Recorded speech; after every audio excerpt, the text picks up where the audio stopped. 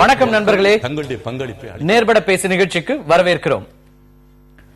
தேர்தல் முடிவுகள் வந்து அடுத்த நாளிலும் கூட தொடர்ந்து தேர்தல் முடிவுகள் குறித்த அலசல்களும் விவாதங்களும் தொடர்ந்து கொண்டிருக்கின்றன. தேர்தல் முடிவுகளில் எதெல்லாம் சரியாக இருந்தது, எதெல்லாம் தவறான போனது என்ற அந்த மதிப்பீடுகளும் தலைவர்களுடைய பல்வேறு விதமான எதிர்ப்புகள், அதற்கான கருத்துக்களும் வந்து கொண்டே இருக்கிறது. தோல்வியை தழுவியவர்கள் அதற்கான பல்வேறு கருத்துக்களை முன்வைக்கிறார்கள். குறிப்பாக திராவிட முன்னேற்ற கழகத்தினுடைய தலைவர் திரு கருணாநிதி 4.4 லட்சம் வாக்குகள் மட்டுமே வித்தியாசம் இரண்டு கட்சிகளுக்கும் இடையில, அதுதான் 1.1% வாக்குகளில் தான் தோல்வியை தழுவியிருக்கிறோம். இது ஒரு பெரிய தோல்வி அல்ல என்றாலும் கூட இப்போ ஆட்சி பொறுப்புக்கு வந்திருக்கிறவர்களே நாங்கள் ஆட்சியாளர்களை ஏற்கிறோம், ஒரு பொறுப்புள்ள எதிர்க்கட்சியாக இருப்போம் என்று திமுகவினுடைய பொருளாளர் திரு ஸ்டாலினும் முன்வைத்திருக்கிறார். சமீபத்திய செய்தியாக இந்த அரவக்குறிச்சி தஞ்சாவூர் 2 தொகுதிகளுக்குமான தேர்தல் தள்ளி வைக்கப்பட்டது. அதற்கான தேதி அறிவிக்கப்பட்டிருக்கிறது. ஜூன் 13ஆம் தேதி அதற்கான தேர்தல் நடத்தப்படும் என்று தேர்தல் ஆணையர் அறிவித்திருக்கிறார். இன்று மாலை செய்தியாளர்களிடம் பேசிய திரு கருணாநிதி இதற்கு ஒரு கடுமையான விமர்சனத்தை முன்வைத்தார். தேர்தல் ஆணையம் ஆளுங்கட்சிக்கு ஆதரவாக செயல்படுகிறது, தேவைப்பட்டால் நானே போராட்டத்தில் ஈடுபடுவேன், உடனடியாக தேர்தலை நடத்த வேண்டும் என்கிற விதமான ஒரு கருத்தை முன்வைத்தார். இது குறித்தெல்லாம் பேசப் போகின்றோம்.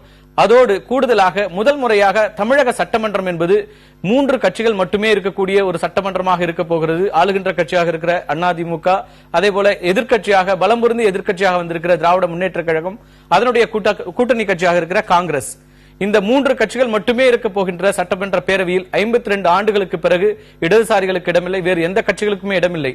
அப்போது சட்டமன்ற ஜனநாயகம் எப்படிப்பட்டதாக இருக்க போகிறது? ஆளும் கட்சி எல்லோரையும் அரவணைத்து வெளியில் இருக்கிற ஒரு குரலையும் எதிர்கொள்ள போகின்ற ஒரு கட்சியாக இருக்க போகிறதா? பொறுப்புள்ள எதிர்க்கட்சியாக திமுக செயல்பட போகிறதா? இது குறித்தெல்லாம் பேச இருக்கின்றோம். நம்மோடு இன்றைக்கு விருந்தினர்களாக இணைகிறார்கள் திராவிட இயக்க தமிழர் பேரவையினுடைய தலைவர் திரு சுப வீரபாண்டியன், அதேபோல மக்கள் நல கூட்டணியின் சார்பாக மார்க்சிஸ்ட் கம்யூனிஸ்ட் கட்சியினுடைய திரு கனகராஜ், சிறு புன்னகையோடு வருகிறது, அதை பற்றி நம்ம பேசலாம். ஆவடியிலிருந்து சட்டமன்ற உறுப்பினராக தேர்ந்தெடுக்கப்பட்டிருக்கின்ற அண்ணா திராவிட முன்னேற்ற கழகத்தின் திரு மாஃபா பாண்டியராஜன், கோவையிலிருந்து நம்மோடு இணைகிறார் வானதி ஸ்ரீனிவாசன். ஒரு பெரிய ஒரு ஃபைட் கொடுத்தாங்க, ஆனா வெற்றி பெற முடியாத ஒரு சூழல் அப்படின்னு சொல்ல முடியும். ஆனால் டெபாசிட்டை பெற்ற 4 வேட்பாளர்கள் வானதி ஸ்ரீனிவாசனும் கூட ஒருவர். பாரதிய ஜனதா கட்சியினுடைய வாக்கு சதவீத உயர்வுல அவங்களுக்கும் பங்களிக்கிறது. அனைவருக்கும் வணக்கம். திரு சுபவி, நம்ம இந்த லேட்டஸ்ட் இஷ்யூல இருந்தே போகலாம். இதுல போராட்டத்திலே ஈடுபடுவேன் அப்படிங்கிற அளவுக்கு ஒரு கடுமையான ஒரு நிலைப்பாட்டை திரு கருணாநிதி எடுக்கிறார். இந்த 2 சட்டமன்றங்கள்ல தேர்தல் 2 தொகுதிகளில் தேர்தல் நடத்துவதாலேயோ அல்லது தள்ளி போவதாலேயோ என்ன நடந்துடும் நினைக்கிறீங்க? அதேதான் நாங்களும் கேட்கிறோம், என்ன நடந்துரும்? ஏன் இந்த 2 தொகுதிகளுக்கு மட்டும், அதாவது 2 தொகுதிகளில் பணப்பட்டுவாடா நடந்தது, அதன் மூலமாக தேர்தல் ஆணையம் கொடுத்திருக்கிற இன்னொரு மறைமுகமான சான்றிதழ் என்னன்னா, மீத 232 தொகுதிகளிலும் எந்த பணப்பட்டுவாடாவும் நடக்கவில்லை என்பது தேர்தல் ஆணையத்தினுடைய கூற்று. சரி, இந்த 2 தொகுதிகளை ஒரு வாரம் தள்ளி வச்சீங்க, மறுபடி இப்ப 3 வாரம் தள்ளி வைக்கிறதுனா அதனுடைய நோக்கம் என்ன? எதற்காக? நான் கேட்கிறேன், கரூருக்கு பக்கத்துல ஐயம்பாளையத்துல கைப்பற்றப்பட்ட 4,77,00,000 அந்த அன்புநாதனை என்ன செஞ்சிருக்கிறீங்க? சும்மா ஒரு பேருக்கு வழக்கு போட்டு முன்ஜாமீன் கொடுத்து வெளியே விட்டுருக்கிறீங்க. சென்னையில் கைப்பற்றப்பட்ட பணம், ராமநாதபுரத்தில் அதிமுக சிறுபான்மை பிரிவினுடைய பொறுப்பாளர் வீட்டிலிருந்து கைப்பற்றப்பட்ட பணம், அங்கெல்லாம் என்ன முடிவு? அங்கெல்லாம் தேர்தல் ஏன் நடந்தது? ஏன் இங்க மட்டும்? எனவே இதற்கு ஒரு 2 கட்சிகள் கோர்ட்டுக்கு போறாங்க, உயர்நீதிமன்றத்துக்கு போன பிறகு இப்படியான ஒரு நிலைப்பாட்டை பாஜகவும் நீதிமன்றத்துக்கு போயிருக்கிறாங்க. நீங்க தேர்தல் ஆணையத்தினுடைய கடைசி முடிவு தானே. தேர்தல் ஆணையம் என்ன சொல்லணும்? 3 வாரம் தள்ளி வச்சு என்ன பண்ண போறீங்க? மற்ற, அதாவது இந்த 3 வாரம் இது ஏற்கனவே பேசுறதுனால நான் சொல்ல வேண்டியிருக்கு. அரவக்குறிச்சியில தேர்தல் ஆணையம் அறிக்கையாகவே கொடுத்திருக்கிறது. சரி, 2 பேர் மீதும் 2 பேர் வீட்டில இருந்துமே பணம் கைப்பற்றப்பட்டது. குறிப்பாக அதிமுக தொடர்புடையதாக சொல்லப்படுகிற ஒரு வீட்டிலையும், திமுகவில் அந்த வேட்பாளருடைய மகன் வீட்டில இருந்தே கைப்பற்றப்பட்டது அப்படிங்கறதையும் ரெக்கார்ட் பண்றாங்க. அதுக்கு அரவக்குறிச்சியினுடைய வேட்பாளர் கே சி பழனிசாமி வெளிப்படையா சொல்லியிருக்கிறார், நான் வருமான வரி இவ்வளவு காட்டியிருக்கேன், நான் கணக்கு காட்ட தயாரா இருக்கிறேன் சொல்லியிருக்கிறார். இது பணம் கைப்பற்றப்பட்டது மட்டுமல்ல, அங்க பரிசு பணமாக பொருட்களாக கொடுக்கப்பட்ட விஷயங்களையும் தான் அவங்க சொல்றாங்க. தஞ்சாவூர்ல ஆணையம் இப்ப அதிமுக மேலதான் 1,40,00,000 ரூபாய் இங்க வந்து விநியோகிச்சிருக்காங்க அப்படிங்கிற குற்றச்சாட்டை சொல்லிதான் நீங்க அந்த தொகுதியில அவங்க தள்ளி வைக்கிறாங்க. தேர்தல் நடத்துங்க, வழக்கை நடத்துங்க. ஏன்னு கேட்டா இப்பவே அது இடைத்தேர்தல் மாதிரி இருக்கு. இன்னும் 3 வாரங்கள் தள்ளி வச்சா அது மிக எளிதாக ஆளுங்கட்சிக்கு நீங்கள் செய்கிற மறைமுகமான உதவி. ஏன்னா 3 வாரத்துக்குள்ள இந்த அரசு செய்கிறதோ இல்லையோ அறிவிப்புகளை கொடுக்க முடியும். அறிவிப்புகளை கொடுத்துட்டு அதை சொல்லி வாக்குகளை கேட்க முடியும். அது அந்த 2 தொகுதிகளுக்குன்னு சொல்ல வேண்டியதில்லை, பொதுவான அறிவிப்புகளை கொடுத்து விட்டு இது ஒரு அதுலதான் எனக்கு என்னன்னா இந்த 2 தொகுதியில தேர்தல் முடிவுகள் என்ன விதத்துல அரசியல் முக்கியத்துவம் வாய்ந்ததாக இருக்கு? வேற ஒண்ணும் இல்லைங்க. அதாவது ராதாபுரத்துல அப்பாவு அவர்கள் மிக தெளிவாக பல செய்திகளை சொல்லியிருக்கிறார். அதே மாதிரி புதிய தமிழகம் கிருஷ்ணசாமியினுடைய அதாவது இந்த 100ங்கிற எண்ணை தொட்டு விடக் கூடாதுன்னு கருதுறாங்களா என்னன்னு எனக்கு தெரியல. அதாவது இரட்டை எண்கள்லயே இருக்கணும், 100 இடங்கள்ல திமுக வெற்றி பெற்றதுங்கிற எண்ணம் வரக்கூடாது அப்படின்னு நினைக்கிறாங்களான்னு எனக்கு தெரியாது. எப்படி இருந்தாலும் இதற்கு பெரிய வேறுபாடு ஒண்ணும் இல்ல.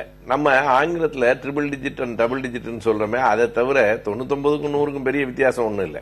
ஆனால் அப்படியெல்லாம் தாங்கள் அவங்கள 100 கூட தொடல அப்படின்னு சொல்லிக் கொள்வதனால ஒன்னும் பெருசு இல்ல. முதல் முறையா பலம் பொருந்திய ஒரு எதிர்க்கட்சியாக வந்திருக்கிறது, அதுல மாற்று கருத்து இல்ல. கண்டிப்பா. ஆனால் அதுதான் எனக்கு புரியல, இந்த 2 இடங்களுக்கு இவ்வளவு வேகப்படுகிறாரே திமுக தலைவர், அதுல வேற ஏதேனும் எல்லாமே நீங்க அதிமுக தான் கேட்க வேண்டிய கேள்வி. அதுக்கு முன்னாடி நான் உண்மையிலேயே நம்ம நண்பர் பாண்டியராஜனுக்கு என்னுடைய வாழ்த்துக்களை தெரிவிச்சுக்கிறேன். நாம் அடிக்கடி சண்டை போட்டாலும் முதல்ல வாழ்த்துக்களை தெரிவித்துக் கொள்கிறேன்.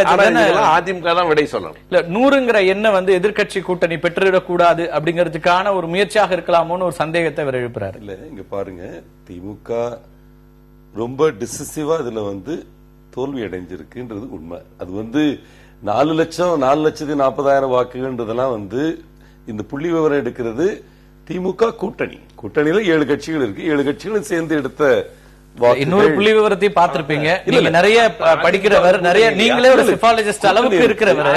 கண்டெஸ்டட் போல்ஸ்ல பாத்தீங்கன்னா போட்டியிட்ட இடங்களில் திமுகவுடைய வாக்கு சதவீதம் பார்த்தா அதிமுகவுடைய வாக்கு சதவீதத்தை விட கூடுதலாக இருக்கிறதுங்கிற புள்ளி விவரமும் இன்னைக்கு பத்திரிகைகள்ல மக்கள்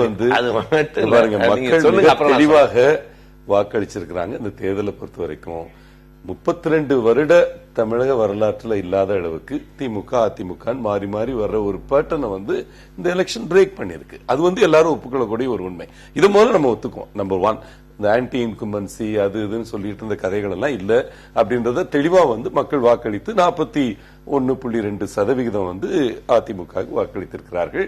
பெருமளவு இது அதிமுக வாக்குகள் தான். 6 கட்சிகள் 7 சீட்ல போட்டியிட்டாலும் அவங்க எல்லாமே இரட்டையில போட்டி இருக்கிறாங்க. அதனால எங்களை பொறுத்த வரைக்கும் இரட்டையிலை என்ற ஒரு அடையாளத்தோட இன்னைக்கு 1,75,00,000 மக்கள் வாக்களித்திருக்கிறது ஒரு உன்னதமான விஷயம் நாங்க நினைக்கிறோம். அதுல இப்ப திமுக இதுல ஒரு ஆறுதல் அடைஞ்சிக்கிறது. நாங்க 98 வந்துட்டோம், அவங்க 89, கூட்டணி கட்சி காங்கிரஸ் 8, இன்னொரு கூட்டணி கட்சி முஸ்லீம் லீக் 1, இதெல்லாம் சேர்ந்து 98 வந்திருக்கிறாங்க. அது ஒரு கிரெடிட்டபிளான ஒரு விஷயம் நான் நினைக்கிறேன். அது I don't want to take it away from them. நல்ல விஷயம். அவங்க ஸ்ட்ராங்கான ஒரு எதிர்க்கட்சியா இருக்க போறாங்க. இதெல்லாம் நல்ல விஷயம் தான். அம்மாவோட பெர்ஃபார்மன்ஸ், அவங்க என்ன செஞ்சிருக்கிறாங்க 5 வருஷத்துலன்றதையும் என்ன கமிட் பண்ணிருக்காங்க அடுத்த 5 வருஷத்துலன்றதையும் பார்த்து மக்கள் வாக்களிச்சிருக்கிறாங்க. அம்மா அறிக்கை விட்டுருக்கிற இந்த 2 அறிக்கைகளுடைய தன்மையை பாத்தீங்கன்னா, கருணாநிதி அவருடைய அறிக்கையும் அம்மா அவருடைய அறிக்கையும் நீங்க கொஞ்சம் ஒப்பிட்டு நோக்கினீங்கனாலே அதனுடைய வித்தியாசம் புரியும், அதனுடைய தன்மை புரியும். அம்மா தெளிவா சொல்லியிருக்காங்க எதுக்காக வாக்களித்தார்கள் மக்கள், என்ன செய்ய போறோம் அந்த மக்களுக்கு, தமிழகத்தை அனைத்து துறைகளிலும் முதலிடத்துக்கு கொண்டு வருவதற்கு இன்னும் உத்வேகத்துடன் பாடுபடுவேன் அப்படின்னு தெளிவா சொல்லியிருக்கிறாங்க.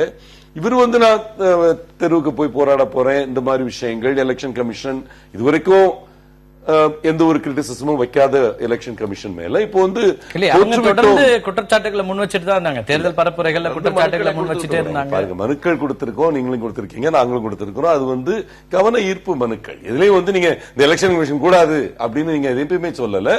பல விஷயங்கள் அவங்க செஞ்ச நல்ல விஷயங்களை நீங்க ரெகக்னைஸ் பண்ணிருக்கீங்க. இதுக்கு முன்னால குறைகள் இருக்கிறத சுட்டி காட்டுவது எல்லாருடைய கடமை தான். எலெக்ஷன் டயத்துல எதிர்கட்சி கிடையாது, ஆளுங்கட்சி கிடையாது. அதனால என்ன பொறுத்த வரைக்கும் இது ஒரு அந்த சோர் கிரேப்ஸ் அது மாதிரி திராட்சை புளிக்கிறது அந்த மாதிரி ஒரு இதுல தான் அந்த ரியாக்ஷன்ஸ் வருதுன்னு நினைக்கிறேன். இதுல எந்த ஸ்டாட்டிஸ்டிக்கல் பேசிஸும் கிடையாது. என்ன ஸ்டாட்டிஸ்டிக்கல் 31% வாங்கியிருக்காங்க திமுக, 41% ஏடிஎம்கே வாங்கியிருக்கு. 10% வித்தியாசம். இந்த 10% வித்தியாசம் தான் எப்பயுமே இருந்தது. அதே 10% வித்தியாசம் கண்டினியூ ஆயிட்டு இருக்கு. மிச்சர்கள் 6% காங்கிரஸ் வருது, இன்னொரு 2.5% மற்ற கட்சிகள் சேர்ந்து வருது. நம்ம பேசுற முன்னாடியே இடங்கள்ல இருந்து கணக்கு பண்ணோம்னா திமுக போட்டியிட்ட 175 இடங்கள்ல அவங்க வாங்கின சதவீதம் மட்டும் பாத்தீங்கன்னா 41%. ஒரு இடத்துல அதாவது இது வேற யாராவது சொல்லலாம். புள்ளி விவரத்தில் கெட்டிக்காரரான பாண்டியராஜன் இப்படி இவ்வளவு வெளிப்படையா மறைச்சு சொல்ல தோழர் பேசணும், மானதி பேசணும், நான் அதிகம் குறுக்கிட விரும்பல. ஆனால் நீங்க சொன்ன செய்திகளுக்கு எனக்கு பின்னாடியாவது அது 171 இடங்களில் திமுகவும் அதிமுகவும் நேரடியாக போட்டியிட்ட இடங்களில் 89 இடங்களில் திமுகவும் 81 இடங்களில் அதிமுகவும் வெற்றி பெற்றிருக்கிறது. சரிதானா? இரண்டாவது, நீங்க எப்போதுமே இந்த புள்ளி விவரங்களை நமக்கு மட்டும் இல்ல, அவங்க மக்கள் நல கூட்டணிக்குமே மதிமுக 0.8 அந்த கணக்கு சரியானதல்ல. 234 தொகுதிகளுக்கும் சேர்த்து பார்ப்பதுதான் சரி. ஏன்னா இவங்க வாக்கு அங்கேயும் விழுந்திருக்கும், அது தேமுதிக ஓட்டு இவங்களுக்கும் விழுந்திருக்கும். எனவே நீங்கள் திமுக காங்கிரஸ் என்றெல்லாம் மிகச்சரியாக 1,76,00,000 அதிமுக, 1,71,00,000 திமுக. திமுக கூட்டணி அதிமுக கூட்டணி அது சொல்லாத போது நீங்க பதறவே இல்லை.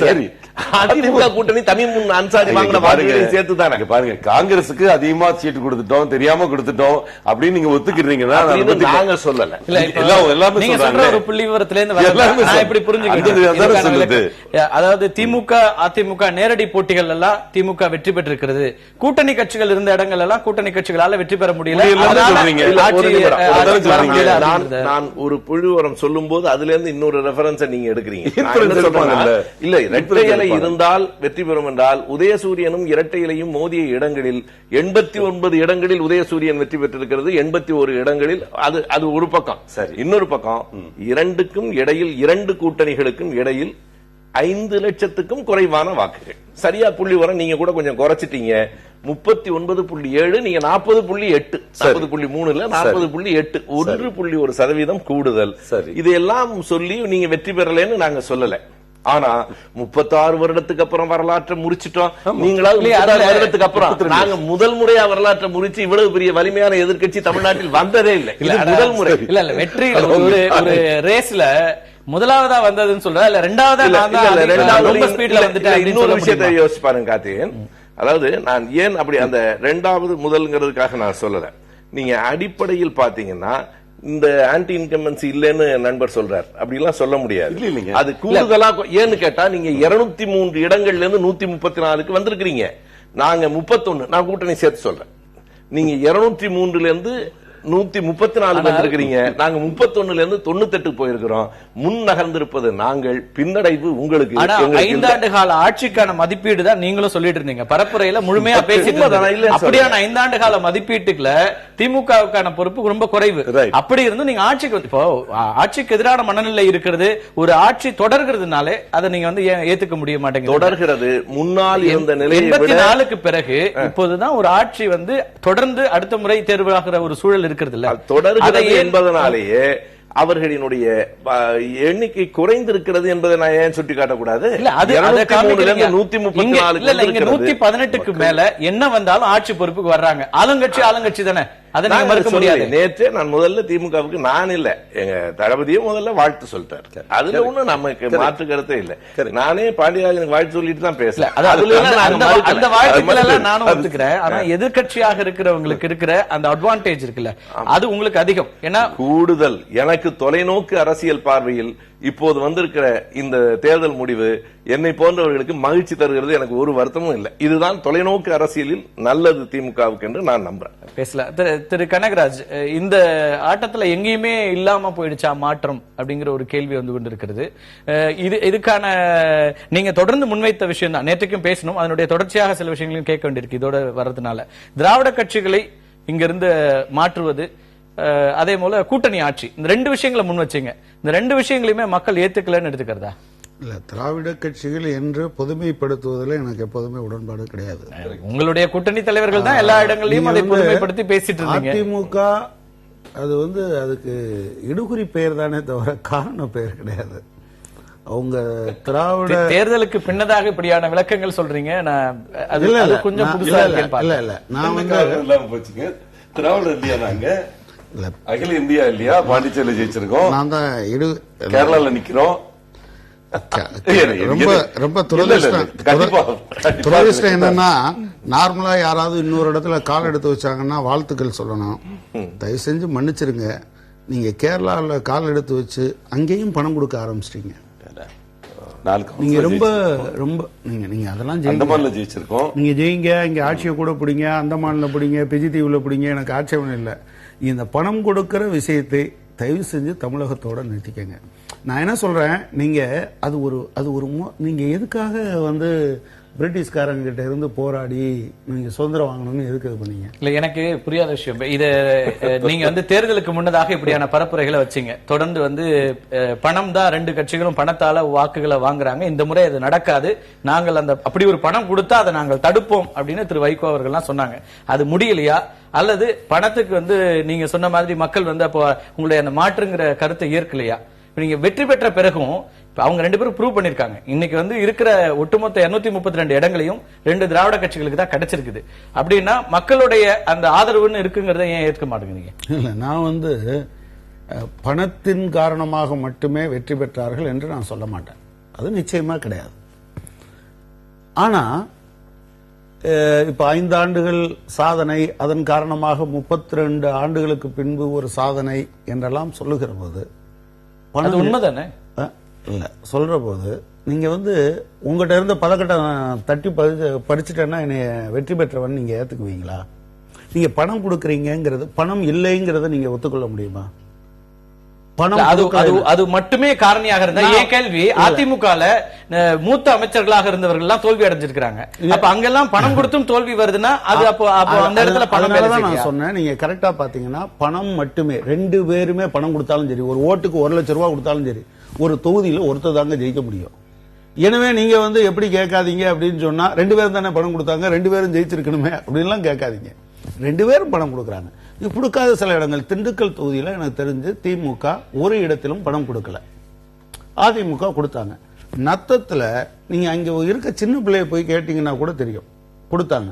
நீங்க எல்லாம் நாங்க செஞ்சிட்டோம், மக்கள் திருப்தியா இருக்காங்க, சொர்க்கத்துக்கு ரொம்ப 1 மீட்டர் தொலைவில் தான் உட்கார்ந்துட்டு இருக்கோம்னு சொன்னா எதற்காக? இல்ல, என்ன புரிஞ்சுக்க முடியுது. நீங்க சொல்ற குற்றச்சாட்டுகள்ல உண்மை இல்லாம இல்ல. தேர்தல் ஆணையமே நிறைய இடங்கள்ல பணம் கைப்பற்றி இருக்கிறது, மக்களுக்கும் தெரியும். என்னோட கேள்விங்கிறது, இதுக்கு பிறகும் மாற்றுன்னு கொண்டு வரும்போது குறைந்தபட்சமாக நீங்க ஒரு 20%, ஒரு 15-20% அப்படிங்கிற அளவுக்கான அந்த அணிக்கு ஒரு வாக்கு வந்திருந்ததுன்னா குறைந்தபட்சமா அவங்க கன்சிடர் பண்றாங்கன்னு சொல்லலாம். பல இடங்கள்ல உங்களுடைய தனிப்பட்ட கட்சிகளுடைய வாக்கு சதவீதம் நோட்டாவை விட குறைவா இருக்குது. அப்ப நீங்க ஒரு மாற்றுன்னு சொல்லி 6 கட்சிகள் இணைந்திருந்த போதும் மக்கள் நோட்டாவை தேர்ந்தெடுக்கிறாங்க அப்படின்னா, அப்ப அந்த இடத்துல நீங்க தவறு இருக்கீங்க, அவங்களுடைய ஈர்ப்ப கவனத்தை உங்களால கொண்டு வர முடியலங்கிறது. ஆமா ஆமா, நான் சொல்றது வெறும் பணம் மட்டும் இல்ல, ஒரு பொது சமூகத்தினுடைய ஒரு பெரும்பகுதி அது கரப்ட் ஆயிருக்கு. கரப்ட்னா நான் பணத்துக்குன்னு நான் சொல்ல மாட்டேன். கரப்ட் ஆகி இருக்கிறது அப்படின்னு சொன்னா நீங்க தப்பா ரிசல்ட் கொடுக்கறது மட்டும் இல்ல, ஒரு ரிசல்ட்டே கொடுக்காம இருக்கிறதும் கூட கரப்ட் தான்.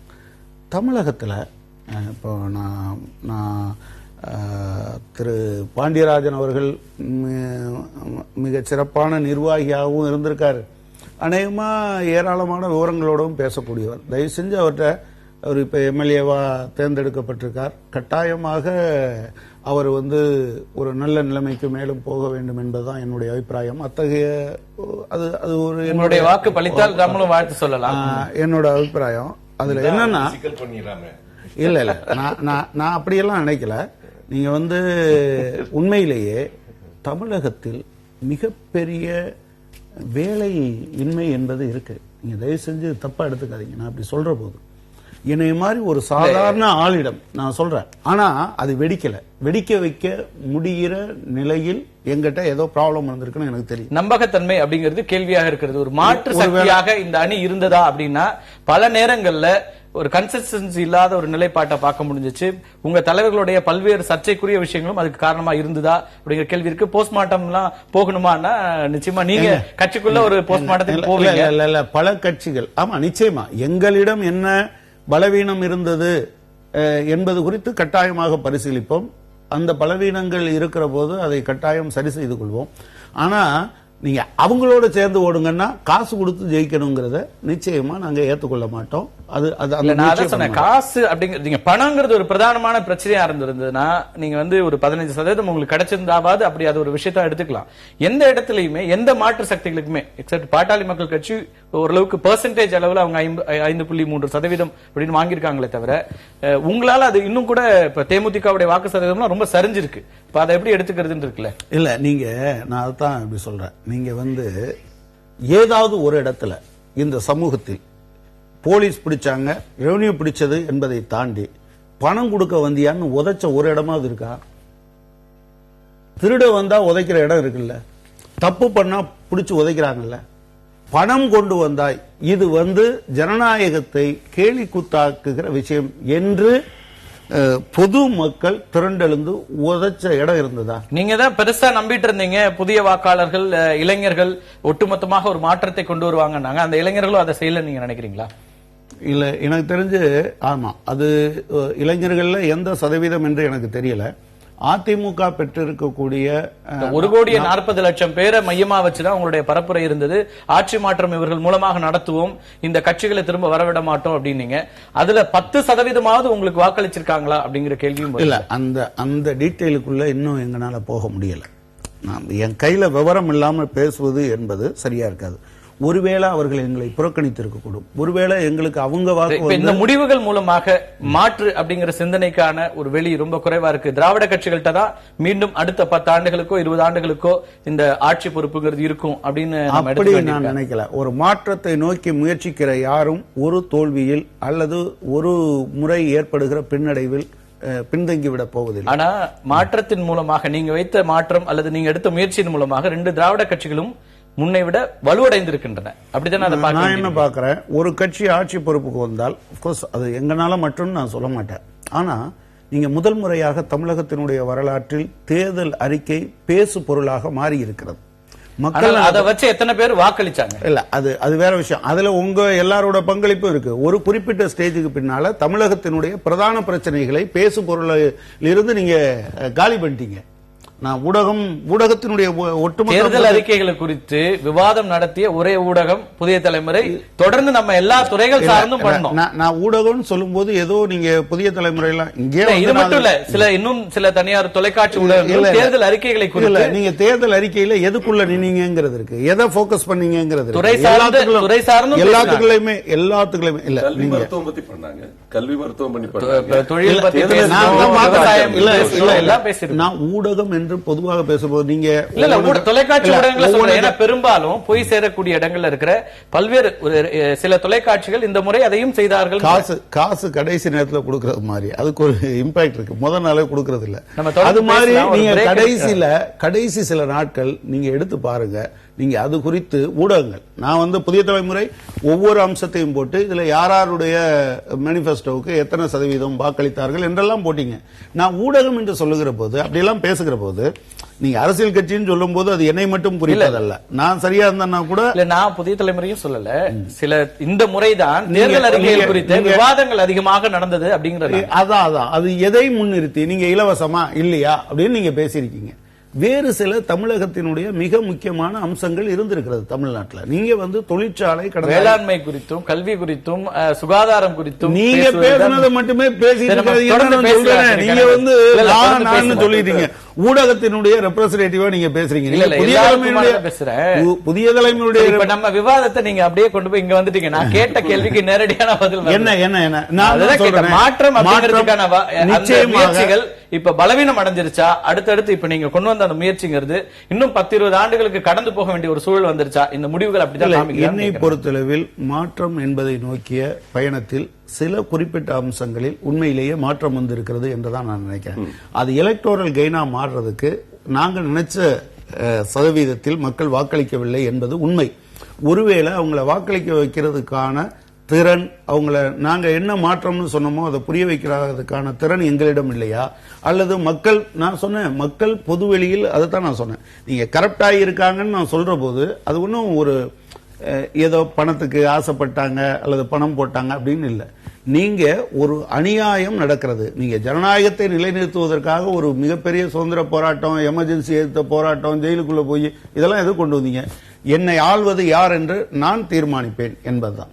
நீங்க காசு கொடுத்தா நான் ஆள்றவங்களை மாத்திக்கலாம் என்பது அதை அப்படியே நல்லிஃபை பண்ணுவது.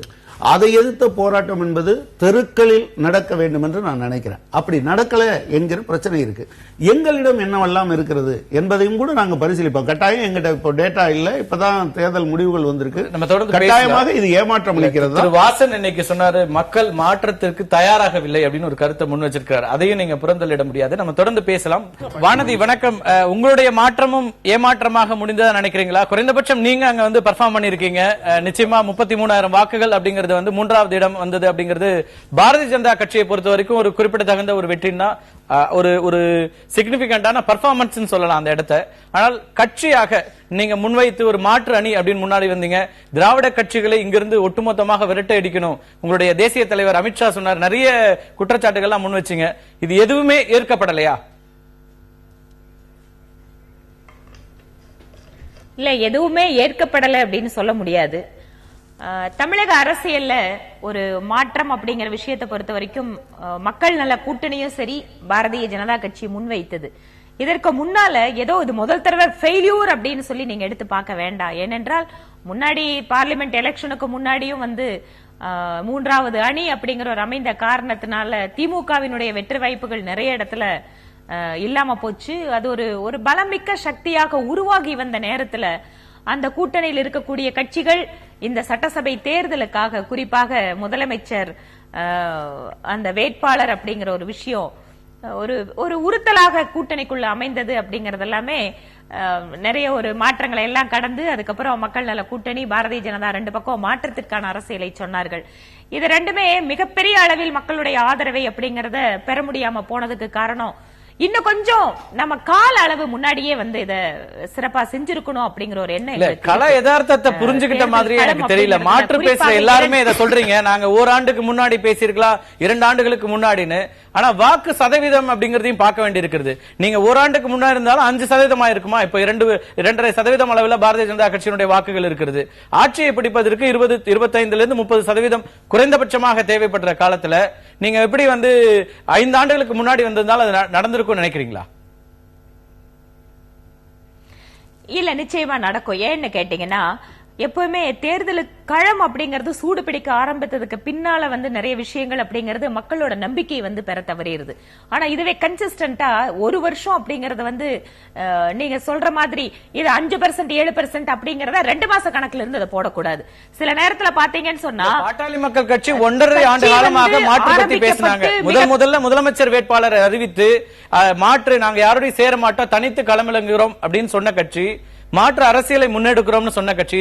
ஆனால் அவர்களுக்கும் கூட 6% குறைவான ஒரு வாக்குகள் தான் பெற முடிஞ்சிருக்கு. இல்ல இந்த மாற்றத்தை எந்த கட்சி பேசுகிறார்கள் அப்படிங்கிறது ரொம்ப ரொம்ப முக்கியம். அது ஒரு இன்க்ளூசிவ் பார்ட்டியா இருக்கா, எந்த அளவுக்கு பாசிபிலிட்டி வந்து மக்கள் பாக்குறாங்க. நிச்சயமா, வெகு நிச்சயமா சொல்றாங்க. ஏன் இன்க்ளூசிவா இல்லாம என்ன டிவைசிவ் பாலிடிக்ஸ் நாங்க பண்றது இல்ல. சொல்லி ஒரு மோசமான ஒரு இத பத்தின ஒரு தப்பான கரெக்ட், அது ஒரு தனி சப்ஜெக்ட். அவரு நானும் தனியா உட்கார வச்சு பேச வேண்டிய சப்ஜெக்ட் அது. அதனால இப்ப இன்னைக்கு இருக்கிற நம்மளோட இந்த விவாதத்துல நாம அதுக்குள்ள போகாம குறிப்பாக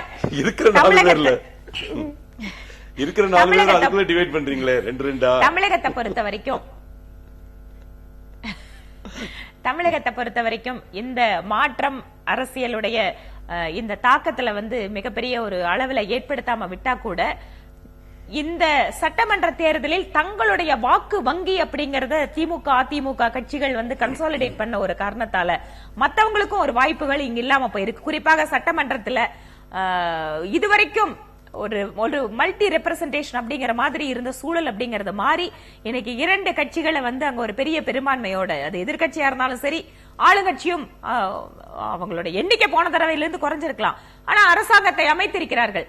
இந்த 2 பேரும் பங்கன் ஆகக்கூடிய விதத்தை மக்கள் இன்று எதிர்பார்த்து கொண்டிருக்கிறார்கள். இன்னைக்கு வந்து பிஜேபி, இடதுசாரிகள் அல்லது மற்ற அரசியல் கட்சிகளுக்கு அங்க வாய்ப்புகள் இல்லாம போயிருந்திருக்கலாம். ஆனால் அரசியல்ல சட்டமன்றத்தை தாண்டி மக்களுடைய கருத்துக்களை பிரதிபலிப்பவர்களாக, அவர்களுடைய கருத்துக்களை எடுத்து கூறுபவர்களாக இருக்கக்கூடிய வாய்ப்பு அப்படிங்கிறது இந்த நேரத்தில் அதிகமான பொறுப்புணர்வை மற்ற கட்சிக்காரர்களுக்கு உருவாக்கி இருக்கிறது. இதை எப்படி அரசாங்கம் எடுத்துக்கொள்ள போகிறது அப்படிங்கறதா மிகப்பெரிய கேள்விக்குறி. ஏனென்று கேட்டால் சட்டமன்றம் என்பது குறிப்பாக அங்கு ஆளும் கட்சியை சார்ந்த அத்தனை பேரும் அவங்க தலைவி அப்படிங்கறத தாண்டி மக்கள் கிட்ட என்ன விஷயத்தை எடுத்துட்டு போகணும், இல்ல எந்த மாதிரி ஒரு டிபேட், ஒரு ஹெல்த் டிபேட்ட பண்ணாங்க அப்படிங்கிறது போன சட்டமன்றத்துல ஒரு பெரிய ஏமாற்றம். அதற்கு பின்னால திமுகவும் மக்கள் மன்றத்துல எடுத்துட்டு போய் நேரடியாக மிகப்பெரிய ஒரு கன்சாலிடேட்டிங் ஆஃப் மக்களுடைய பவரை விட்டுட்டு வெளிநடப்பு செஞ்சோம், ஒரு பத்திரிகை நியூஸ் கொடுத்தோம் அப்படிங்கறத தாண்டி பெரிய அளவுல எதிர்க்கட்சியாக அவங்களும் அங்க எதுவும் செய்யல. இப்போ 2 பேத்து மேலே ஒரு எதிர்பார்ப்பு இருக்கு. அதை தாண்டி எங்களை மாதிரி இருக்கக்கூடிய வெளியில் இருக்கக்கூடிய நபர்கள் எப்படி மக்களுடைய பிரச்சனைகளை முன்வைக்கிறோம், எப்படி அவர்களுக்காக செயல்படுறோம் அப்படிங்கறத இன்னும் ஒரு குறைவான காலத்துல, நீங்க சொன்னீங்க மாற்று அரசியலுக்கு இன்னும் 20 வருஷம் தேவையான, இல்லைங்க. இது என்னன்னா மாற்றம் தேவை என்று மக்கள் நினைக்கிறார்கள். அந்த மாற்றத்தை யாருக்கு கொடுப்பது அப்படின்னு வரும்போது ஒரு நம்பிக்கைக்குரிய ஒரு பலமிக்க சக்தியாக அங்க வேற யாரும் ஒரு ஒற்றை நபராக ஒற்றை கட்சியாக அதை கிளைம் பண்ணக்கூடிய சூழ்நிலை இல்ல அப்படிங்கறதா இன்னைக்கு இருக்கக்கூடிய யதார்த்தம். நம்ம தொடர்ந்து பேசலாம். வானதி, முக்கியமான ஒரு விஷயத்தை பத்தி சொல்றீங்க. ஆனால் மக்கள் அவங்களுக்கான வாக்குகளை கொடுத்திருக்காங்க. கடந்த 5 ஆண்டுகள்ல சட்டமன்றத்துல அதிமுக எப்படி செயல்பட்டது அப்படிங்கிற விமர்சனங்களை நீங்க முன்வைக்கிறீங்க, திமுகவை பற்றி விமர்சிக்கிறீங்க. ஆனால் மக்கள் அந்த தீர்ப்பு வேறு வகையானதாக இருக்கிறது. இந்த விமர்சனங்களுக்கு எல்லாம் பிறகுதான் இந்த 2 கட்சிகளுக்குமான வாக்களிச்சிருக்காங்க. ஆனால் ஒட்டுமொத்தமா இதை ஏற்றுக்கிட்டாங்க நம்ம சொல்ல முடியாது. பல்வேறு காரணிகள் இருக்கலாம். இந்த சட்டமன்ற மாண்பு அப்படியாது ஜனநாயகம் என்பது அடுத்த 5 ஆண்டுகளில் எப்படி இருக்க போகிறது, அதுதான் இன்றைக்கு விவாதத்தினுடைய மையப்பொருளும் கூட. அதிமுக அத்தனை கட்சிகளுடைய குரலையும் கேட்க போகிறதா, திமுக பொறுப்பான எதிர்க்கட்சியாக இருக்க போகிறதா? பாண்டியராஜன், நம்ம பிரேக் முன்னாடி அதான் பேசணும். சட்டமன்ற ஜனநாயகம் அப்படிங்கிறது மீண்டும் ஒரு கேள்விக்குள்ளாக கூடிய ஒரு விஷயமா இருக்கிறது. வானதி சொல்றாங்க 5 ஆண்டுகள்ல அதிமுக யாரையும் அனுமதிக்கல, எதிர்க்கட்சிகளுக்கான ஸ்பேஸ் கொடுக்கல. ஆனால் இந்த முறை குறைந்தபட்சம் மீண்டும் ஒரு வாய்ப்பு அளிக்கப்பட்டிருக்கிறது. அதுக்கான அந்த வாய்ஸுக்கு அங்க ஸ்பேஸ் இருக்கணும். ஃபர்ஸ்ட் அவங்க வானதி அவங்க சொன்ன கருத்துல எனக்கு உடன்பாடு இல்லை. கடந்த 5 வருடங்கள்ல ரொம்ப சப்ஸ்டான்டிவான விஷயங்கள் பேசப்பட்டன. குறிப்பாக நம்ம பாராளுமன்றத்துல என்ன நடந்ததோ அதை விட பல விஷயங்கள் நடந்தது. உங்களுக்கு தெரியும் எத்தனையோ முறைகள்ல டிபேட்ஸ்ல டிஎம்கே பார்ட்டிசிபேட் பண்ணிருக்கு, தேமுதிக பார்ட்டிசிபேட் பண்ணிருக்கு. கொடுத்த டைம் எவ்வளவுன்னு பாத்தீங்க. என்ன அங்க இருந்து கலாட்டா பண்ணிட்டு இருக்க முடியாது, பார்லிமெண்ட்ல பண்ற மாதிரி கத்திட்டு இருக்க முடியாது, ஸ்டாப் பண்ண முடியாது, தூக்கி வெளியே போட்டுருவாங்க. அந்த அதை நீங்க டிக்டேட்டோரியல் நினைச்சீங்கன்னா அது டிக்டேட்டோரியல் தான். ஆனா கடந்த 5 வருடங்கள்ல கேரளா அசம்பிளியை கம்பேர் பண்றப்போ, கர்நாடகா அசம்பிளியை கம்பேர் பண்றப்போ தமிழக அசம்பிளி மிக அதிகமா ப்ரொடக்டிவா இருந்தது. எத்தனை பில் பாஸ் பண்ணிருக்கோம் பாருங்க, எத்தனை டிபேட்ஸ் நடந்ததுன்னு பாருங்க, எவ்வளவு 110 அறிக்கைகள் அப்படின்றத நீங்க எவ்வளவோ கொச்சைப்படுத்தி கொண்டு போனப்போ மக்கள் அதை நம்பல. 791 அறிவிக்கைகள் அதுல வந்ததும் அதுல பாதி விஷயங்கள் அன்னைக்கே நிறைவேறக்கூடிய ஒரு விஷயங்களா இருந்தது. ஜியோ கூட எவ்வளவு விஷயங்கள் விவாதத்துக்கு பிறகு நிறைவேற்றப்பட்டன அப்படிங்கறது அதுதான் ஜனநாயகம். நீங்க நினைச்சிட்டு ஜனநாயகம்னா பேப்பரை கிழிச்சு போடுறது, வெள்ள இறங்கி சண்டை போடுறது, கொர்த்தகாபு சண்டை போட்டுட்டு இருக்கிறது, இதெல்லாம் தான் ஜனநாயகத்தின் வெளிப்பாடு நினைச்சீங்கன்னா அந்த மாதிரி வெளிப்பாடு தமிழக சட்டத்தில் சொல்லவே இல்லை. விவாதத்துக்குரிய விஷயங்கள்ல சில கருத்துக்களை முன்வைக்கலாம், சில விஷயங்களை இதெல்லாம் சரிப்படுத்த வேணும், இந்த திட்டங்களை இப்படி செயல்படுத்த முடியாது அப்படின்னு ஒரு நெசவாளர்களுக்கு பசுமை வீடுகள் 10,000 தருவது என்பது தேமுதிக உறுப்பினர் மோகன்ராஜ் வைத்த கோரிக்கை. உடனே அம்மா அக்செப்ட் பண்ணாங்க, அந்த இடத்துல இம்ப்ளிமெண்ட் பண்ணாங்க. இன்னைக்கு அந்த 10,000 வீடுகள் கட்டப்பட்டு விட்டன. இந்த மாதிரி எத்தனையோ நான் பாயிண்ட் அவுட் பண்ணலாம். தியாகி சங்கர்லிங்கனாருக்கு மணிமண்டபம் கட்ட வேண்டியது சிபிஐல பொன்னுப்பாண்டி அவர்கள் எடுத்து வைத்த கோரிக்கை, உடனே அக்செப்ட் பண்ணாங்க, கட்டி முடிச்சாங்க. இது மாதிரி எத்தனையோ விஷயங்கள் நடந்திருக்கு நான் சொல்ல முடியும். இந்த ஜனநாயகம், ஆரோக்கியமான போட்டி, ஒருத்தருடைய மேதமையை காட்டுவது, சட்டமன்றத்திற்கு தொடர்பில்லாத விஷயங்களும் கூட அங்கே பேசப்பட்டது, கட்சி அரசியல் அங்க பேசப்பட்டது, அதன் மூலமாக எல்லாம் விவாதத்தினுடைய நேரம் வீணடிக்கப்பட்டது அப்படிங்கறதையும் மறுக்க முடியாது. இல்ல, சென்ற ஆட்சியில் கலைஞர் அவர்களை புகழ்ந்து பேசுறதுக்கு எடுத்த டயத்தை விட இது மற்ற கட்சிகளை இகழ்வதற்கான நேரங்கள்ல சொல்றேன். நீங்க புகழ்றது ஒரு பக்கம் இருக்கட்டும், அதுக்கான நேரங்கள் போறதுல நான் சொல்லவே இல்லை. பாருங்க, தேவையற்ற எதுகைகள், மோனைகள், அது மாதிரி பஞ்ச் லைன் அடிக்கிறது, இந்த மாதிரி விஷயங்கள்லாம் விரயம் செய்யப்பட்டது ஒரு காலகட்டம். அந்த மாதிரிலாம் ஒண்ணுமே கிடையாது. எவ்வளவு என்ன டெலிவர் பண்ணுச்சு இந்த சட்டமன்றம் 5 வருஷத்துல நீங்க யோசிச்சு பாருங்க. நீங்க யாரையும் கம்பேர் பண்ணுங்க, எத்தனை பில் பாஸ் பண்ணோம், எத்தனை தீர்மானங்கள் கொண்டு வரப்பட்டன, எத்தனை விஷயங்கள் விவாதத்துக்கு எடுக்கப்பட்டன. இதுல எந்த சட்டமன்றத்தோட நம்ம குறைஞ்சில்ல.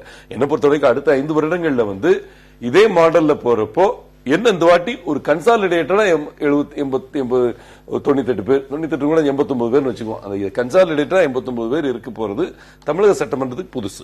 ஓகே, அது ஸ்ட்ராங்கான ஆட்கள் வர்றாங்கிறது எங்களுக்கு தெரியும். ஆனா அவங்களுடைய பெர்ஃபார்மன்ஸ் இப்ப வந்திருக்கிற 89ல 20 பேர் வந்து சென்ற முறை இருந்தவங்க தான். திமுக சட்டமன்ற உறுப்பினர்களாக இருந்தவங்க தான். அவங்களுடைய பங்களிப்பு சட்டமன்ற உறுப்பினராக இருந்தவங்க நிறைய வந்திருக்காங்க. அதனால எங்களுக்கு we are looking at it very excited. எங்களுக்கு நல்ல எக்ஸைட்மெண்ட் வரட்டும், வந்து பேசட்டும், டிபேட்ல நிக்கட்டும்.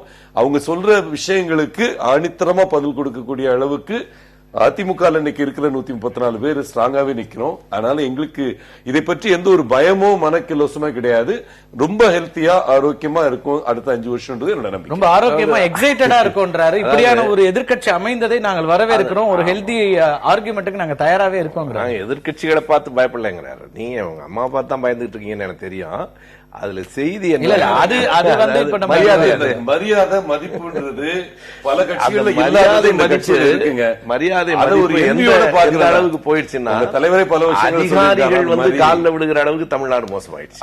அதாவது உங்க கட்சிக்காரங்க விடுகிறத பத்தி நான் பேசல, அது உங்களுடைய பிறப்புரிமை காலில் விடுகிறது. ஆனா அதிகாரிகளும் காலில் விடுகிற அளவுக்கு தமிழ்நாடு இன்னைக்கு மோசமாயிட்டு இருக்கு. ஒண்ணு. ரெண்டாவது, நான் செய்தி சட்டமன்ற ஜனநாயகம், அதாவது நண்பர் பாண்டியராஜனால போன தடவை சட்டமன்றம் வந்து ஜனநாயகமா நடந்தது சிரிக்காம சொல்ல முடியுது. எனக்கு அதை சிரிக்காம கேட்க முடியல. நான் எதிர்கட்சியில இன்றைக்கு நான் ஒரு செய்தியை சொல்லிடுறேன். என்ன நடந்ததுங்கிறத விட 23 பேரை நடத்தியது மாதிரி இனி 98 பேரை நடத்த முடியாது.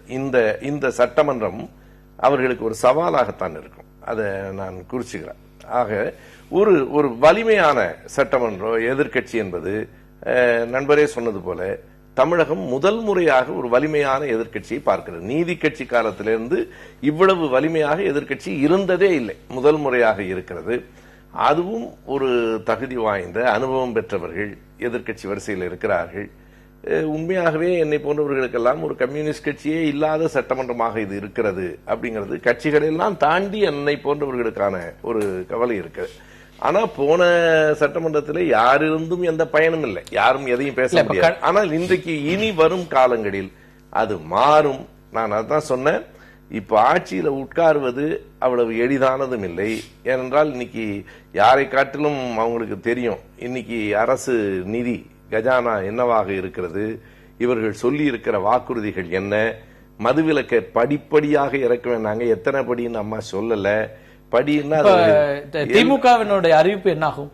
எந்த அறிவிப்பு? மதுவிலக்கு குறித்து ஆட்சிக்கு வந்தா தானே. அப்ப ஆலைகள் மூடப்படாது. இல்ல, ஒரு நிமிடம். நீங்க மதுவிலக்கை கொண்டு வர வேண்டும் என்பதுதான் கோரிக்கை. ஆலைகள் தயாரிச்சு வெளிநாட்டு வேணாலும் அனுப்பிட்டு போறோம். உங்களுக்கு என்ன? நீங்க கொடுத்த அஷூரன்ஸ் ஆட்சிக்கு வந்தால் ஆலைகள் மூடப்படும். ஆட்சிக்கு வந்தால் மதுவிலக்கை ஒட்டியதுதான் அது. நீங்க ரொம்ப தெளிவாக மதுவிலக்கையே அவங்க ஒன்னும் உறுதி கொடுக்கல. எனக்கு உண்மையாவே ஒரு சந்தேகம் இருக்கு, நம் நாட்டு குடிமக்கள் எல்லாமே திமுகவுக்கு எதிராக வாக்களிச்சுட்டானு. ஏன்னா அம்மா வந்தா மதுக்கடைகள் திறந்திருக்கும், சாராய கடைகள். மதுவிலக்கை வலியுறுத்தி திமுக மதுவிலக்கை என்ன அந்த அம்மா தான் சொல்றாங்க, தாய்க்குத்தான் தெரியும் பிள்ளைகளுக்கு என்ன வேண்டும் என்று. எனவே மது கடைகள் பாருங்க, எத்தனை ஃபேஸஸ்ல பண்ண போறோம், அந்த ஃபேஸ் எப்போ வரும் நம்ம சொல்லாம இருக்கலாம். ஆனா மதுக்கடைகளின் நேரத்தை குறைப்பது தெளிவா முதல் ஸ்டெப், மதுக்கடைகளின் எண்ணிக்கை குறைக்கிறது 2வது ஸ்டெப், 3வது ஸ்டெப் வந்து அவங்களுக்கு இந்த மாதிரி ஸ்டெப் பை ஸ்டெப்பா சொல்லிருக்காங்க. டி அடிக்ஷன் சென்டர் செட்டப் பண்றது, அது என்ன ஃபேஸ்ல பண்ண போறோம் தெளிவா சொல்லிருக்கோம். எவ்வளவு நாள்ல எதையுமே சொல்லல, இல்ல 5 வருடங்கள்ல சொல்லிருக்கோம். 5 வருடங்கள்ல பூரண மதுவிலக்கு பேசலாம், நேரம் ரொம்ப குறைவா இருக்கு. அவங்க படிப்படியா அமல்படுத்தட்டும். 5 வருடங்கள்ல சொல்லிருக்கோம். ஆனால் சுபவி சொன்ன ஒரு விஷயத்தில் ரொம்ப, அதாவது உலகம் வளர்ச்சி அடையுதுன்னா என்னது, நாகரிகத்தை பற்றியான பேச்சு. நாகரிகம் தான். நீங்க பின்னால போக போக எப்படி இருந்திருக்கும் அப்படின்னு சொன்னா, செருப்பு போடக்கூடாது, நீங்க துண்டு எடுத்து கக்கத்துல கட்டிக்கணும், காலில் விழுவதை ஒருவர் எப்படி பார்த்து கொண்டு இருக்க முடியும்? நீங்க அது ஒரு தன்மான பிரச்சனை இல்லையா? இந்த அதிகாரி எப்படி இங்க நேர்மையா எனக்கு நியாயம் வழங்க முடியும்? நீங்க இந்த அதிகாரி முன்னால போய் நான் எப்படி வந்து என்னுடைய பிரச்சனையை நிக்க முடியும்? They should be punished, should be thrown out. நீங்க யார் காலில் வேணாலும் நீ எங்கேயாவது போய் விழுந்துக்கோ. நீ ஒரு அதிகாரி என்கிற முறையில் நீ இப்படி விழுந்த அப்படின்னு சொன்னா நீ ஒரு கான்ஸ்டிடியூஷனல் அத்தாரிட்டி. சில சமயங்களில் முதலமைச்சர், நீங்க நம்முடைய படைகள் இருக்கு இல்லையா, ராணுவம், ஒரு தடவை சொன்னாங்க மாவோயிஸ்டுகளை அடக்குவதற்கு நாங்க படை அனுப்பலாமான்னு. ராணுவம் சொல்லுச்சு எல்லைகளை எதிரிகளிடமிருந்து பாதுகாப்பதான் என் வேலைன்னு சொல்லுச்சு. நீங்க சில நேரங்களில் அரசாங்கம் முடிவெடுக்கிற போது கூட அதை தாண்டி நிற்கிற அந்த திறன் அதற்கு இருக்க வேண்டும். நேரம் ரொம்ப சுருக்கமா இருக்கு. இல்ல நீங்க அது ஒரு சாதாரண விஷயம் என்று நான் பார்க்கல. நீங்க மனிதனை கேவலப்படுத்துகிற ஒரு செயலை செய்கிற ஒருவர் ஒரு நாகரிக உலகத்தை படைக்க முடியும் என்று நீங்க எப்படி சொல்ல முடியும்? இரண்டாவது, திரு பாண்டியராஜன் அவர்கள், அவர் மேல எனக்கு பெரிய மதிப்பு இருக்கு. ஆனா என்ன பிரச்சனைனா, தமிழகத்தில் திமுக ஆட்சி காலத்தில் ரொம்ப 240 நாள் நடந்தது சட்டமன்றம். அதிமுக காலத்துல 225 நாள் நடந்தது. அவர் பல விஷயங்கள் குறித்து விவாதம் நடந்ததாக அவர் குறிப்பிட்டார். தமிழகத்துல அவங்க எதிர்த்து பேசுவாங்க, ரொம்ப நேரம் பேசுவாங்க, யாரையும் விவாதிக்க விடுவது கிடையாது. நான் என்ன சொல்றேன்னா, அடுத்த 5 ஆண்டுகள் எப்படி இருக்கும் நீங்க நினைக்கிறீங்க? எப்படி இருக்கணும்னு நினைக்கிறீங்க? இந்த அதிகாரிகள் நடந்து கொண்ட முறையும் அதை முதலமைச்சர் மறுதலிக்காத நிலையும் என்பது வரக்கூடிய 5 ஆண்டுகளுக்கான ஒரு முன்னோட்டமாக இருந்தால் தமிழகம் மிக மோசமான நிலைமையை சந்திக்கும் என்றுதான் நான் கருதுகிறேன். சட்டமன்றத்தில் இந்த கட்சிகள் எப்படி நடக்கணும்னு எதிர்பார்க்கறீங்க? திமுக அவங்களுக்கு ஆளும் கட்சி, அது அவங்களுக்கு அதுல இருக்கக்கூடிய நல்ல எலிமெண்ட்லாம் இருக்காங்க. அவங்க சொல்றதெல்லாம் அவங்க கேட்பாங்க. அப்படி அது சொல்ற முறையும் இவங்களுக்கு இருக்கான்னு எனக்கு தெரியல. நிச்சயமாக திமுக அவர்களிடம் ஒரு இளம் தலைமுறை எம்எல்ஏக்கள் வந்திருக்காங்க. அவங்கள முறையா பயன்படுத்த முடியும். பவர்ஃபுல்லா பேசுற கலந்த காலத்தில் துரைமுருகன் இருந்திருக்காரு. அப்படி கொஞ்சம் பேர், ரஹ்மான் கான், மிக பலமாக அவங்க செஞ்சாங்க. அப்படி ஒரு டீம் இப்பவும் இருக்கு. அப்ப அவங்க முறையாக தமிழகத்தினுடைய மிக பிரதானமான பிரச்சனைகளை முன்வைத்து அவர்கள் ஆக்கப்பூர்வமாக செயலாற்ற வேண்டும். அப்படி ஒரு பலமான எதிர்க்கட்சி இருப்பது என்பது நிச்சயமாக ஒரு நல்ல நிலைமைக்கு வாய்ப்பளித்திருக்கிறது. அதை பயன்படுத்திக் கொள்ள வேண்டும் என்பதுதான். நன்றி. திரும்ப வானதி, உங்களோட கருத்து என்னவாக இருக்கிறது? ஆளுநர் கட்சியாக இருக்கிற அதிமுக எப்படி செயல்படணும்னு நினைக்கிறீங்க? திமுகவுடைய ரோல் இங்க எப்படி இருக்கணும்னு எதிர்பார்க்கறீங்க?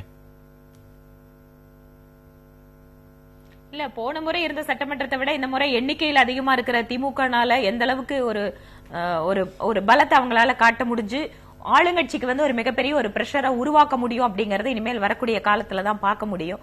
ஏனென்று கேட்டால், இன்னைக்கு அவர்களுக்கு கிடைத்திருக்கின்ற எண்ணிக்கை பலம் அப்படிங்கறத அந்த இடத்துல ஒரு வெறுமனே ஒரு பலத்தை காட்டுகின்ற ஒரு மோதல் இடமாக மாற்றிவிடாமல் இருக்கக்கூடிய மிகப்பெரிய பொறுப்பும் எதிர்கட்சிக்கு இருக்கு. ஆனால் அதே சமயம் அதை விட மிகப்பெரிய பொறுப்பு யாருக்கு இருக்குன்னு கேட்டா ஆளுங்கட்சிக்கு இருக்கு. தன்னை கட்சியினுடைய அமைச்சர்கள் முதல் கொண்டு எல்லாரும் ஒரு ரொம்ப பாசிட்டிவான இல்ல புகழக்கூடிய விஷயங்களை மட்டுமே பேசக்கூடிய இடம் என்பதை மாற்றி அடுத்த கட்சிக்காரர்கள் சொல்வதை கவனிக்கின்ற இடமாக, அதை ஒரு விவாதத்தை ஊக்குவிக்கின்ற இடமாக சட்டமன்றம் மாறுவதற்கு அதற்கு தகுந்த பொறுப்புணர்வோடு இப்போது சொல்றாங்க, ஒரு மிகப்பெரிய சாதனை பண்ணியிருக்கோம், திருப்பியும் அதே கட்சி ஆட்சிக்கு வந்திருக்கிறது அப்படின்னு. அதே சமயம் இந்த சாதனை செய்யும் போது அதற்குரிய மிகப்பெரிய பொறுப்புணர்வு அவங்க கையில தான் இருக்கு. எப்படி எடுத்துக்கக்கூடிய விஷயங்களை, விவாதங்களை அவர்கள் மக்களுக்கு பதிலளிக்கிறார்கள், எதிர்கட்சிகளுக்கு அந்த உரிய மரியாதையை கொடுத்து கவனிக்கிறார்கள் அப்படிங்கிறது ரொம்ப ரொம்ப முக்கியமான விஷயம். ஏனென்றால் திரும்ப திரும்ப ஒரு குற்றச்சாட்டு, 2 திராவிட கட்சிகளுக்கும் இருக்கக்கூடிய அரசியல் கலாச்சாரங்கிறது கிட்டத்தட்ட ஒரே மாதிரி இருக்கு. அது தலைவர்கள், ஒரு குடும்ப நிறுவனத்தை போன்ற அமைப்பு, ஜனநாயகத்திற்கு உள்ள கட்சிக்குள்ள இருக்கக்கூடிய வாய்ப்புகள், இந்த மாதிரி பல்வேறு விஷயங்கள். ஆனா இன்னைக்கு வேற வழி இல்ல, 2 கட்சிக்குள்ளதான் இன்னைக்கு தமிழ்நாடு மாட்டிட்டு இருக்கு. அதனால இதை உடைச்சு வெளியில மாற்றத்திற்கான தேடுதல இன்னும் தீவிரமாக களம் இறங்க வேண்டிய பொறுப்பு மற்ற அரசியல் கட்சிகள் எல்லாத்துக்கும் இருக்கு. அவர்களுக்குள்ளாக இருக்கக்கூடிய ஒற்றுமை, ஒருமுகத்தன்மை இதெல்லாம் இருந்தாலும் இன்று மிகப்பெரிய எதிர்பார்ப்பை இந்த சட்டமன்றம் உருவாக்கி இருக்கிறது. அதனால் வருங்காலத்தில் இருக்கக்கூடிய அந்த அரசியல்ல மக்கள் அடுத்து எடுக்கக்கூடிய முடிவுங்கிறது இந்த செயல்பாடுகளை பொறுத்துதான் இருக்கு. நன்றி வானதி. சாமானியர்கள் எழுதிய தீர்ப்பின் மூலமாக சட்டமன்றத்திற்கு 2 கட்சிகளும் வலுவான ஒரு நிலையோடு போயிருக்கிறாங்க. இந்த கட்சிகளுடைய நிலைப்பாடுகள் இவர்களுடைய ஆரோக்கியமான ஒரு விவாதத்தை முன்னெடுக்கக்கூடிய ஒரு சூழலை உருவாக்குமா என்கிற எதிர்பார்ப்பு எல்லோரிடமும் இருக்கிறது. அப்படியான ஒரு சட்டமன்ற ஜனநாயகம் இருக்கும் என்ற எதிர்பார்க்கலாம். குறைந்தபட்சம் கடந்த காலங்களில் இருந்த விமர்சனங்களை கடந்து வரும் காலங்களில் அந்த விமர்சனங்களுக்கு அதிக இடம் கொடுக்காத ஒரு ஆளும் கட்சியாகவும் பொறுப்புள்ள எதிர்க்கட்சியாகவும் திமுக இருக்கும் என்ற எதிர்பார்ப்பு மக்களிடம் இருக்கிறது. காத்திருப்போம் எப்படி நடக்கிறது என்று. மீண்டும் ஒரு நிகழ்ச்சியில் சந்திக்கலாம் நண்பர்களே. நன்றி, வணக்கம்.